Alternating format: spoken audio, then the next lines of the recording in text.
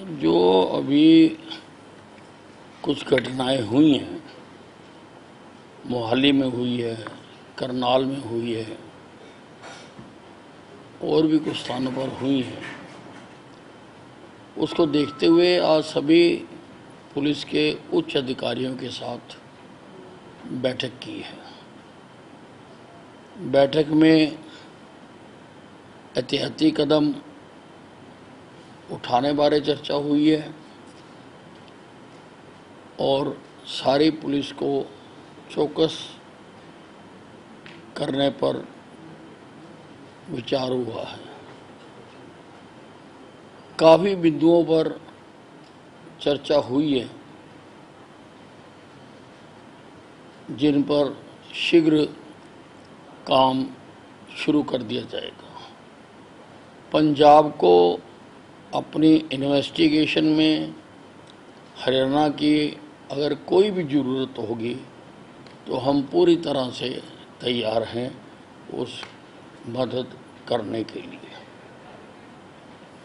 Sir, Haryana को लेके कुछ स्पेसिफिक था क्या? कुछ जिस तरह की कोई अलर्ट या कोई कहें कि जो आप लोगों को जानकारी मिली हो, जो अधिकारियों ने साझा की हो आपसे?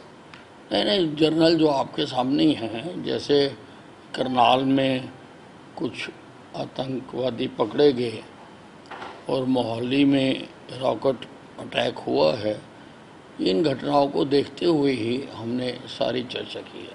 सर, कोई इसको लेकर के आपने लगातार बात कही है कि एसपी अपना दरबार लगाएं, आज उसको लेकर भी कोई अपडेट हुआ हो? नहीं, आज हमने इस बारे में कोई बात नहीं की। आज सारी सुरक्षा के बारे में बातचीत की। सर, क्या जो ज़िले पंजाब से लगते हैं उनके लिए कुछ विशेष निर्देश दिए गए हैं कि यहाँ खास तौर से चेकिंग रखी जाए, चेक रखा, क्योंकि वो करनाल वाले जो आतंकी थे वो भी पंजाब से होकर के ही आए थे? नहीं, हम सारे हरियाणा में ही चेकिंग करेंगे। बॉर्डर्स को गुप्तचर एजेंसियों का तालमेल जो है वो कैसा रहने वाला है सर? कई तरह की एजेंसी हैं वो काम करती हैं। नहीं, हमारी सारी एजेंसियां मिलकर काम कर रही हैं। सब कुछ घटनाएं हुई हैं, जैसे हिमाचल में कुछ पोस्टर लगा दिए गए एक सरकारी बिल्डिंग पे, विधानसभा पे, इस तरह की घटनाएं ना हो, क्या इस तरह के निर्देश जारी हुए? नहीं, उसके लिए सभी जो इम्पोर्टेंट बिल्डिंग्स हैं वहाँ पर सीसीटीवी कैमरास लगाने का विचार हुआ है कि सीसीटीवी कैमरास उन पर लगाएंगे ताकि अगर कोई ऐसी घटना करता है तो सीसीटीवी कैमरे से उससे मदद मिल सकती है। हरियाणा के एग्जिट पॉइंट्स और एंट्री पॉइंट्स, इसके ऊपर भी कोई स्पेशल निगरानी रख करके आने जाने वाले लोगों के ऊपर नजर होगी? नहीं, पूरी तरह से हर प्रकार की चेकिंग की जाएगी। ख़ास तौर से लोग जो किराएदारों को रख लेते हैं उसकी सख्ती से चेकिंग की जाएगी कि उसने पुलिस वेरिफिकेशन करवाई है या नहीं करवाई है। घर घर जाकर ये वेरिफिकेशन की जाएगी कि वो पुलिस वेरिफिकेशन करवाएं। कहीं कोई संदिग्ध, आजकल काफ़ी लोग स्कूलों कॉलेजों के बच्चे आकर लोगों के घरों में रह रहे हैं, उसकी आड़ में कोई संदिग्ध व्यक्ति ना रह रहा हो तो वो घर घर में सारे हरियाणा में जाके चेकिंग की जाएगी। गुड़गांव और फरीदाबाद के सीपी भी मौजूद थे, कोई एनसीआर को लेकर के कोई विशेष? नहीं, आज हमने हरियाणा से टोटल डिस्कस किया।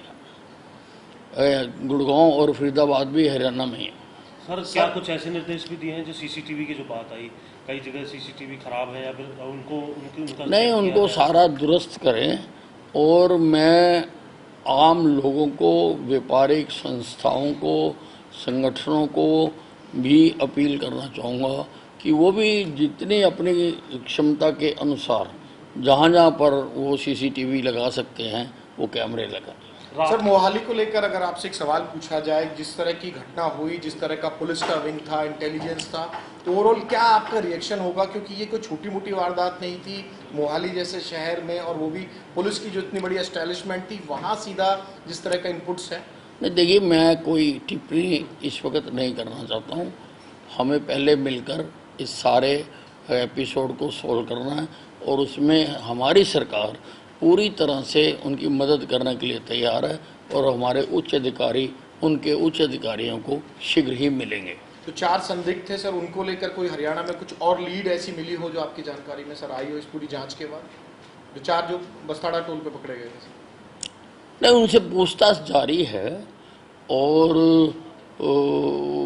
उसमें से उन्होंने ये माना है कि जो अम्बाला के पास बारूद मिला था वो भी उन्होंने ही गिराया था। तो उसकी फर्दर जांच कर रहे हैं, फर्दर इन्वेस्टिगेशन कर रहे हैं कि वहाँ जो गिराया गया था किस मकसद के लिए गिराया गया था। तो उनकी निशानदेही पे और भी कुछ बरामदगी भी हुई है पंजाब से? नहीं, अभी इतना ही। सर, नशे को लेकर के आम आदमी पार्टी हरियाणा को निशाना बना रही है कि आम आदमी हरियाणा के अंदर धड़ल्ले से नशा बिक रहा है, तो कोई नशे के ऊपर कोई बातचीत हो रही है? नहीं, आज मैंने आपको बताया, आज खाली सुरक्षा का मुद्दा था। नशे के ऊपर अभी हमने पीछे बैठक की थी और बहुत सारे कार्यक्रम हम उसमें चला भी रहे हैं। हर हफ्ते मैं हर एसपी से रिपोर्ट भी लेता हूं और बहुत सारे लोगों को पकड़ा भी है। और अभी अम्बाला में हमने नशा पकड़ा भी है और उसके घर पर बुलडोज़र भी चलाया है और 19 लोगों की संपत्ति अटैच कर चुके हैं, 29 की और करने जा रहे हैं। तो हरियाणा में नशे के बारे में तो हम कर रहे हैं। आज तो फोकस्ड था कि प्रदेश की सुरक्षा पर चर्चा की जाए। सर, आप सेटिस्फाई थे उन जो फीडबैक आपको दिया गया, जिस तरह तैयारियां पुलिस द्वारा की जा रही है? लग रहा है कि हाँ ठीक तरह से एक तरह से सिस्टमेटिकली चल रहा है हरियाणा पुलिस में? नहीं, सारे तैयार हैं, सारे पूरी तरह से सब जो तय किया गया है उसको लागू करेंगे और पूरी तरह से अपने प्रदेश को सुरक्षित रखने के लिए, अपना प्रदेश भी क्यों, आसपास भी जहाँ पर हम काम आ सकेंगे हम काम आएंगे। सर, हरियाणा की तमाम जो बिल्डिंग्स हैं, सुरक्षा से संबंधित बिल्डिंग्स हैं, वो उनके ऊपर सीसीटीवी कैमरा वगैरह खुले हैं? हाँ, मैंने कहा ना कि उस पर लगाने का हमारा तय हुआ है कि उन पर हम लगाएंगे। और क्योंकि एकदम तो हम सारे प्रदेश में लगा नहीं सकते हैं, इसीलिए संस्थाओं को, समाज सेवी संस्थाओं को, धार्मिक संस्थाओं को, व्यापारिक संस्थाओं को, सामाजिक संस्थाओं को मैं अपील कर रहा हूँ कि अपनी तरफ से वो जितने भी लगा सके, वो बहुत योगदान देते हैं, प्रदेश का, सरकार का बहुत योगदान देते हैं, तो वो लगाएं।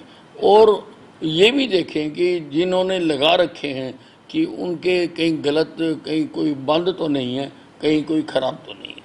लेकिन सब जो निर्देश आपने दिए हरियाणा पंजाब के ऑफिसर्स की मीटिंग का, तो कब होनी है ये और कब? नहीं, वो जल्दी बातचीत होकर जल्दी हो जाए।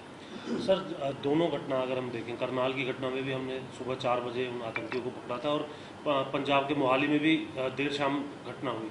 रात को लेकर के कोई स्पेशल चेक रहे, कोई नाकेबंदी या फिर और कोई तरीका जो इंटेलिजेंस का जो ध्यान रखे, इसको इस पर कोई टोल नाकों पर ध्यान रखा जाए? नहीं, सभी जो है, सभी स्थानों पर, सभी भीड़ भाड़ वाले स्थानों पर मेटल डिटेक्टर भी हम लगाने जा रहे हैं, जहाँ पर भीड़ वाले स्थान हैं, ताकि वहाँ पर मेटल डिटेक्टर जाएं।